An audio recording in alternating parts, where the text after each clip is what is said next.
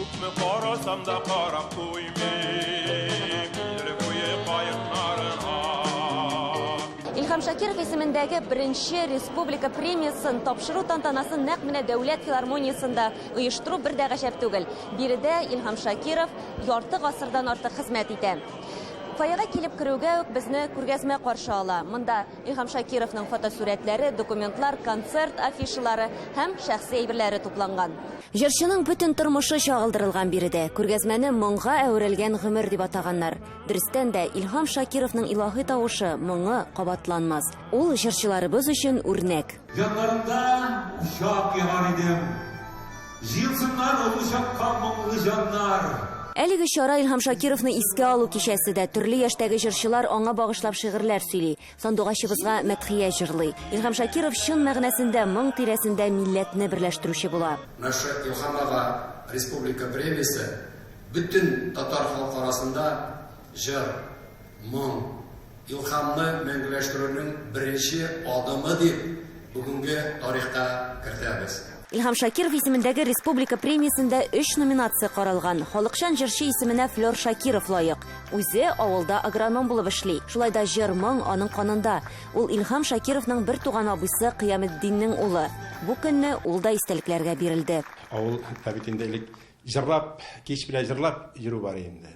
Берсендә Илһам абый белән шу 1 май бәйрәменә кайттык та, без җегетләр белән урамнан җырлап узганбыз инде. Ул шул чакта ишетеп калган. Казанга килгәч, миңа әйтә инде Илһам абый, Флёр, менә кич белән бер җыр җырлап үттегез. Әйдә миңа әзрәк кил әле, артапияны кырына утырды да. Бер төн эчендә бу яңадан бу көйне эшкәртеп, аннан соң берничә көннән соң менә шу бу җырны моторлап, әйдә кайда менә һәрдә популяр җыр инде. Иң яхшы хатын-кыз тавышы өчен премиягә Россиянең атказанган Татарстанның халык артисты Резидә Галимова лаек. Иң яхшы ир-ат тавышы Татарстанның атказанган артисты Филүс Каһировныкы. Заманында бу җырчыларга Илһам Шакиров үзе дә фатихасын биргән. Илһам абый бер ишеткәч минем җырлавымны менә бу сәхнәдә филармониядә ул яныма килеп, әйтте, менә Резидә, менә хәзер җырладың, син әймә, менә шулай гел шулай гына җырла, үзгәртмә тавышыңны, тавышың бик матур яңгырый. Беләсезме, менә үзебез дә Илһам абыйның сәхнәдә җырлаган чагында без кулис артында тора идек, әйме, һәм карап тора идек, Илһам абый ничек тамашачы белән аралаша, җырның тарихын сөйләп куя иде тамашачыларга. Менә шул сокландыра иде гел. Илһам Шакиров исемендәге беренче республика премиясына 27 гариза кабул ителгән була. Яшь буенча чикләүләр куелмый, әмма җиңүченең татар сәнгатенә хезмәт итүе, сәхнәдәге тәҗрибәсе һәм профессиональ белеме мөһим. Илһам абый бит инде үз вакытында консерваториялар бетергән кеше. Консерватория тәмамлаган, 10 ел эшләгән җырчы булырга тиеш. Халыкның яраткан җырчысы булырга тиеш, каяндыр кырыйдан гына түгел. Аннан соң инде ике җырчы, инде бер хатын-кыз, бер ир кеше, бусы инде профессионал номинантлар. Инде шуны самородоклар була. Халык теге халык җырлары яхшы җырлый торган, халык композитор җырлары яхшы җырлый торган. Менә шундый тагы бер номинант инде, икенчесе.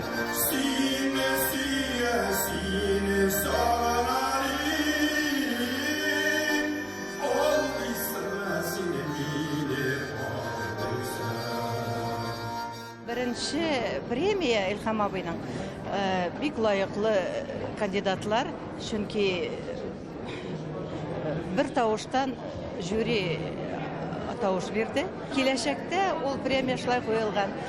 Хәвәскәр җырчыларны сайлагач, алар нинди дә булса үзләренә юл табып укыргамы, без аларга булышачакбыз. Бу премия бик кирәк иде.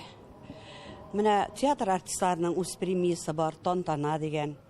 Язучыларның үзләренең премиялары бар. Менә җырчыларның әле 1000-нче премиялары юк иде. Бу искиткеч зур вакыйга. Без бик сөендек, бик шатландык. Менә шулай мин инде икеләтә шатландым. Бигрәк тәген Илһам абый Шакиров белән бергә эшләргә туры килгәчтен, менә мәңгеләштерү, аның исемен мәңгеләштерү өчен мин бик рәхмәтлемен.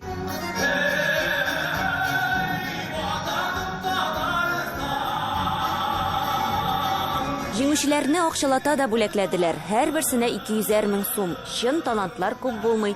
Шуңа да Илһам Шакиров исемендәге республика премиясе 2 елга бер генә биреләчәк. Аны һәрвакыт 15 февральдә бөек җырчыбызның туган көнендә тапшырырга ниятлиләр. Эльвира Хөснетдинова, Татарлар, Казан.